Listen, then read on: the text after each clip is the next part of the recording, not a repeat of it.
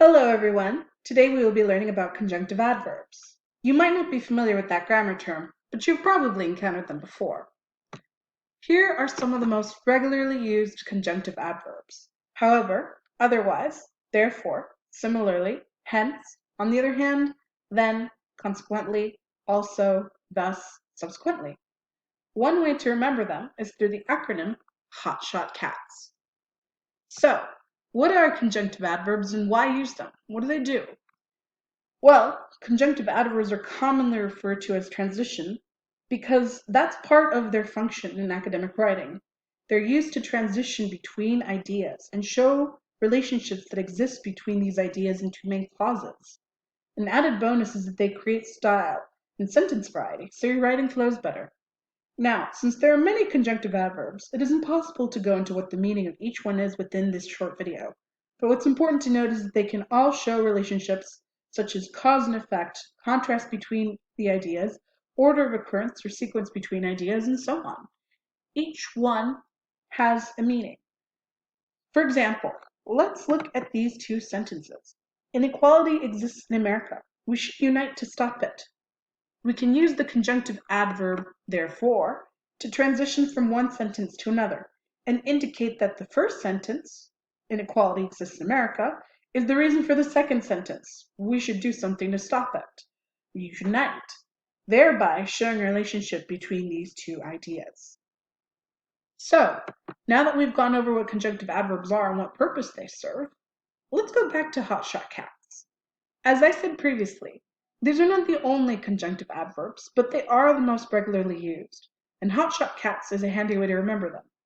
Now, one punctuation rule to note about conjunctive adverbs is they require commas to separate them from the rest of the sentence. However, there are a few exceptions to this rule. Hence, and then don't require commas to separate them, and thus may or may not require commas depending on the given sentence. Now, conjunctive adverbs can have three different positions in a sentence. First, there's the initial position. This is the most common position in academic writing. In this position, the conjunctive adverb is connecting two independent clauses directly together by coming immediately at the beginning of the second sentence. It functions almost like a coordinating conjunction, otherwise known as a comma fanboys, that creates a compound sentence.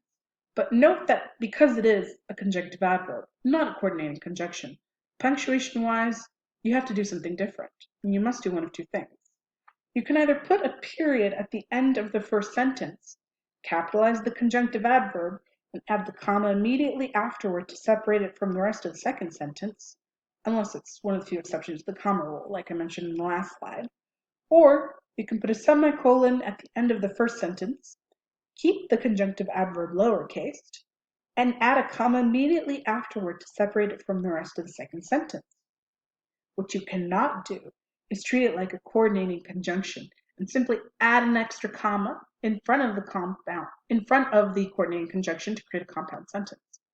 Since the conjunctive adverb is combining two independent clauses in the initial placement, and it is a conjunctive adverb, not a coordinating conjunction, you can't punctuate it with the second comma like this. The second position, which is also the second most common in academic writing, is the medium position. In this position, the conjunctive adverb interrupts the second independent clause's idea. This can happen in one of two ways. The conjunctive adverb can come after the subject of the sentence, but before the verb, as in the first example, the American Constitution promises freedom. We, therefore, get to discuss social inequality. The conjunctive adverb can alternatively come after both the subject and the verb, but before the rest of the sentence, as in the example, the American Constitution promises freedom. We get, therefore, to discuss social inequality. Now, some of you might be wondering why the coordinating conjunction is surrounded by commas here. After all, in the last slide, we just went over the fact that it is grammatically incorrect to put it between two commas. Well, that's the rule for the initial position, because it is directly linking two independent clauses together.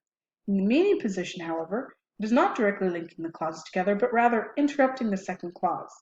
Since the conjunctive adverb in this position is interrupting the second sentence, it can and should be separated by commas, unless it's one of the conjunctive adverb exceptions that does not need commas. Now, the last position is the end position. In the end position, the conjunctive adverb simply comes at the very end of the second independent clause, separated from the rest of the sentence with a comma. Americans have a long way to go in the fight for social inequality. We have come a long way, however. In this placement, the conjunctive adverb functions less as a transition and more to show that the ideas within the two main clauses are interrelated.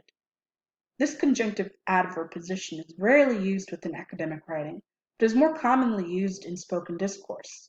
Still, it's a possibility in writing, so I've mentioned it here. So, now that we've learned about it, I want you to practice using conjunctive adverbs in your writing. Thanks for watching.